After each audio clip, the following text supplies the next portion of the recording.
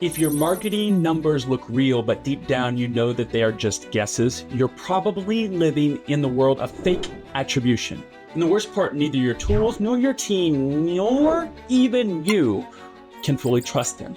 Let's talk about this. One of the biggest red flags that I've seen over the last couple of years working as a fractional chief marketing officer is fake attribution. It creeps into companies at every single level. Marketers start handing over reports that they know are not totally accurate. CEOs, they present these reports to the boards, even though they're not completely accurate. And the worst part, I believe, is that the CEOs demand perfect attribution, which forces the team below them, the marketing team, to make up numbers just to survive. This obsession with perfect attribution isn't just breaking reports. It's breaking trust, decision-making, and more importantly, strategic growth.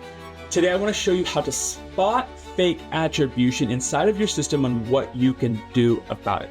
My name is Peter Murphy Lewis. I founded Strategic Pete, where I work as a fractional chief marketing officer with these problems. Let's dive in. Fake attribution is a big problem. It's a central problem, but it is not just a marketing mistake or a marketing error. It's a symptom of a system asking for certainty when you can't find certainty. It does not exist. Every single time we force answers to questions like, hey, where did this lead come from exactly? We are pushing our team to connect dots that don't actually connect. What happens now is it causes problems. It leads to us having numbers that look impressive, but are not real. It leads us to wasting budget on things that we think happened and didn't. And it causes us to focus growth based on illusions instead of facts. And it also ignores sometimes where attribution should be, and you might cut that off. Okay. So here is how to spot if your attribution might be a company guesswork exercise. Do not just look at your dashboards. You need to do a couple different things for a sanity check. One, you need to compare results across different tools.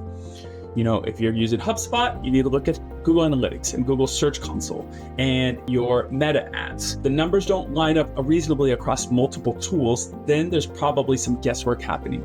And I think this is the most important, is that number two, you need to be talking to the very first human who talks to these leads. Oftentimes, this is your SDR, your sales development rep. You need to ask them, where did this prospect say that they found us? Because your first line team member is the closest source of truth that you're going to have in this day, in this era. The questions that matter the most. So when somebody fills out the form, you don't just ask, how did you hear about us? You also need to ask, why did you reach out today? Those two answers can be wildly different, right? One tells you where awareness was triggered or where awareness started. The second one tells you what triggered the action for them to reach out. The danger of only trusting your first source is problematic. So if you only ask, where did you hear about us? You're going to miss out on some things. So I hear this from CEOs who fall into this trap. And they say, hey, if a lead said that they heard about us on X, Y, and Z podcast, they'll kill their YouTube ads, they'll kill their paid media, they'll kill SEO, and they'll focus all of their resources next quarter on podcasts. It's a big mistake because human memory, prospect memory, is messy. Someone like prospect name Jason who comes in might have seen you first on YouTube or on a YouTube ad, so organic or paid, but then remembers the podcast more vividly. So what you need to know here is do not kill a channel just because it doesn't get credit on your HubSpot form. So who can we actually trust? Okay, if attribution is wrecked in 2025, who can you trust? Well, it depends on your business, but there are some universal rules or truths that you should think about. One, work with broader percentages across the channel. So don't ask for perfect precision, right? Assume there's a little bit of margin of error. Also accept that some leads will come from dark social. Where I work a lot, which is B2B, sometimes enterprise, the dark social is stronger than ever.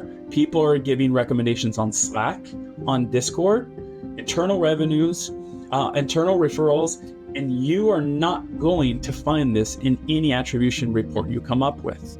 Hopefully it'll come up when you ask them, how did you hear about us, or why did you book a call? But your reports aren't going to show that up easily. You also need to combine leading indicators, which are early activity of these prospects, with trailing indicators, which you should see at the closed revenue stage. I always like to talk about one of my favorite historical lessons when I'm trying to explain this to a CEO. Napoleon, I'm going to go back a couple centuries. Napoleon never let his spies report to intermediators. This means that Napoleon would always personally listen to his spies when they'd come back across enemy lines and give him reports. He wanted the information straight from the source. So as a CEO, I think you should be doing the exact same thing. This means at least once a quarter, maybe once a month if you're starting, depending on what stage you are. Once a quarter, you need to be listening to sales calls. You need to watch leads come in, and you also need to talk to your marketing sales team directly, at least once a month, and ask them some insight about the scorecard. That'll tell you if something is changing in their behavior. That'll tell you if you should start to double down on one of your channels because you're seeing new people come in from a new channel. Maybe it's podcast. Maybe it's some type of organic YouTube video that went viral and you didn't even pay attention to it. Because if you're only relying on polished dashboards, you are steering your company in the wrong direction, at least blindfolded. So attribution will never be perfect. It's messy, it's human. Do not give up on it. But worst of all, do not force it either.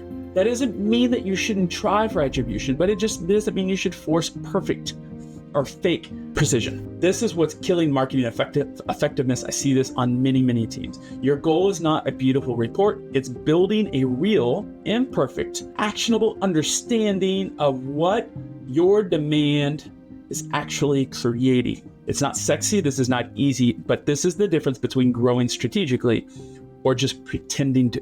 You don't want to pretend. So when was the last time you personally spoke to a prospect who found you? Would they really say if you dug into how they heard about you and why they booked a call? You need to slow down and you need to think about this. Okay? If you want marketing that actually grows your business, not just making pretty or petty reports, you need to start listening today. Talk to your SDR, talk to your prospect. You'll be amazed at what you are going to find outside of those dashboards. I'm Peter Murphy-Lewis from Strategic Pete. If this was helpful, subscribe, hit the like, and tell me what you would like me to cover next. Thanks.